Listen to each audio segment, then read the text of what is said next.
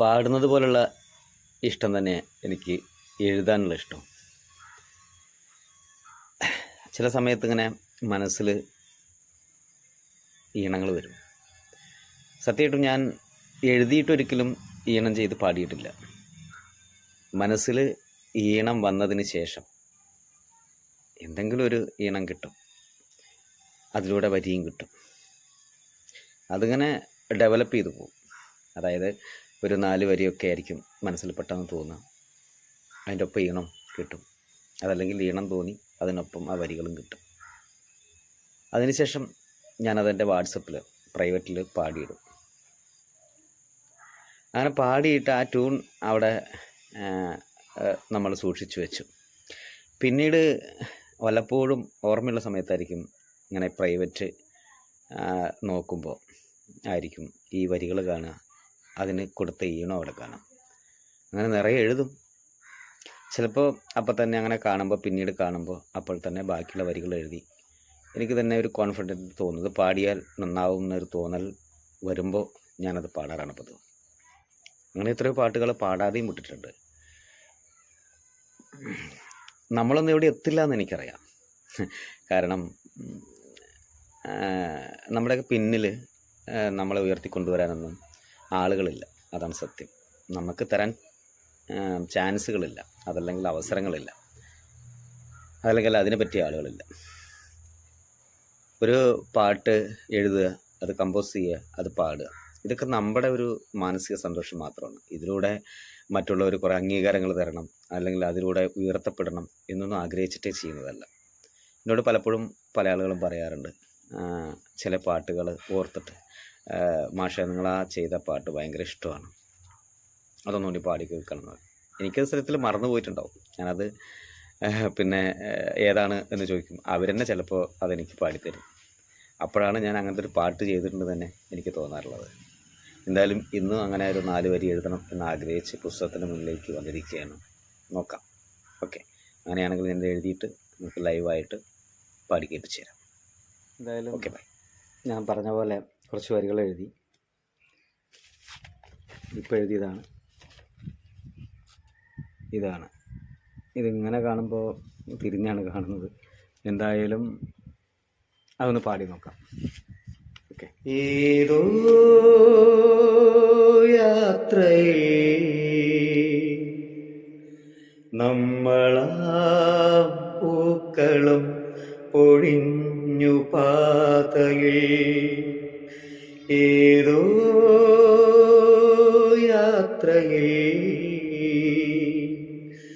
നമ്മളാ പൂക്കളും പൊഴിഞ്ഞു പാതയിൽ, പല ദിനങ്ങളിൽ കണ്ടുമുട്ടി നാം ചേരവേ,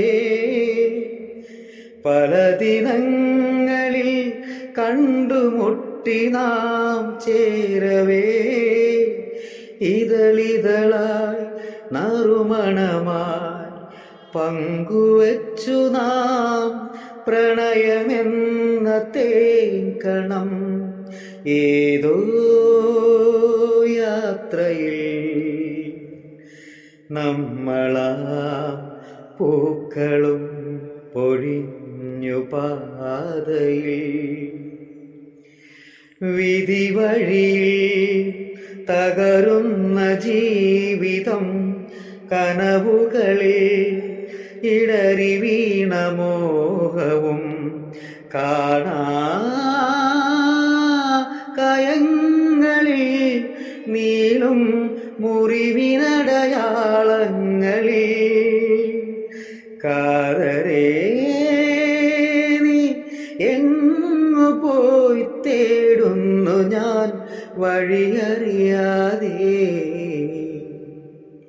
തകർന്നു പോ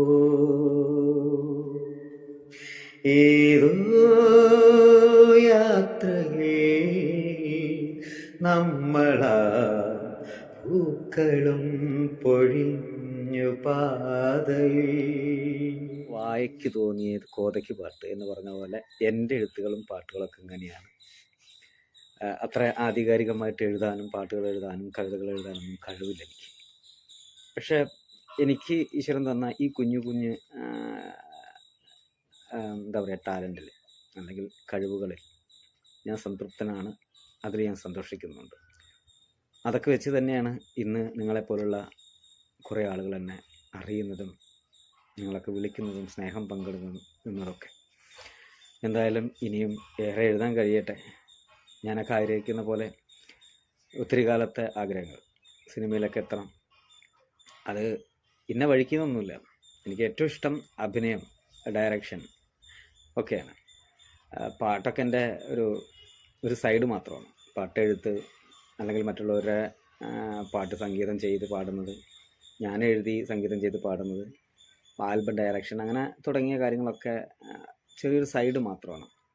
അതല്ലാതെ നമ്മുടെ ഉള്ളിൽ ഒരു അഭിനയിക്കാനുള്ള വല്ലാത്തൊരു ത്വര. സിനിമയിലേക്കൊന്നും പോകാൻ പറ്റും എന്ന് തോന്നുന്നില്ല. അല്ലെങ്കിൽ തന്നെ സിനിമയുടെ അവസ്ഥ ഇപ്പോൾ വളരെ ശോചനീയമാണ്. എന്തായാലും മനസ്സിൽ തോന്നിയത് പറയുന്നു, മനസ്സിൽ തോന്നിയത് പാടുന്നു, മനസ്സിൽ തോന്നിയത് എഴുതുന്നു, മനസ്സിൽ തോന്നുന്നത് പോലെ തന്നെ നിങ്ങളോടൊക്കെ ഇടപെടുന്നു. ഒരുപാട് ആളുകൾ എന്നെ കുറ്റം പറയുന്നുണ്ട് പലതരത്തിൽ. സന്തോഷം. കുറ്റവും വേണം. കുറ്റവും കുറവുകളും ഉള്ളവർ തന്നെയാണ് നമ്മളെല്ലാവരും. അത് നികത്താൻ പറ്റുന്നതൊക്കെ നമുക്ക് നികത്താം, മുന്നോട്ട് പോകാം. പിന്നെ എല്ലാറ്റിലും കുറ്റം കാണുന്നവർ അതവരുടെ സ്വഭാവമാണ്, അവരുടെ സംസ്കാരമാണ്. അതിനെ ചോദ്യം ചെയ്യാനും അതിനെ വെല്ലുവിളിക്കാനൊന്നും പോകുന്നില്ല. എല്ലാവർക്കും നല്ലൊരു ദിവസം നേരുന്നു. ഇതുപോലെ ഇനിയും പൊട്ടത്തരങ്ങളൊക്കെ ആയിട്ട് വരും. എന്തായാലും എൻ്റെ ഒരു പേജ് നിങ്ങളെല്ലാവരും ഉയർത്തി തന്നു. അപ്പോൾ ആ പേജ് എൻ്റെ ഈ കുസൃതികളൊക്കെ, എൻ്റെ ഈ വിവരമില്ലായ്മയൊക്കെ പങ്കിടാൻ വേണ്ടി ഉപയോഗിക്കുന്നു, അത്രമാത്രം. എന്തായാലും നന്ദി. Thank you.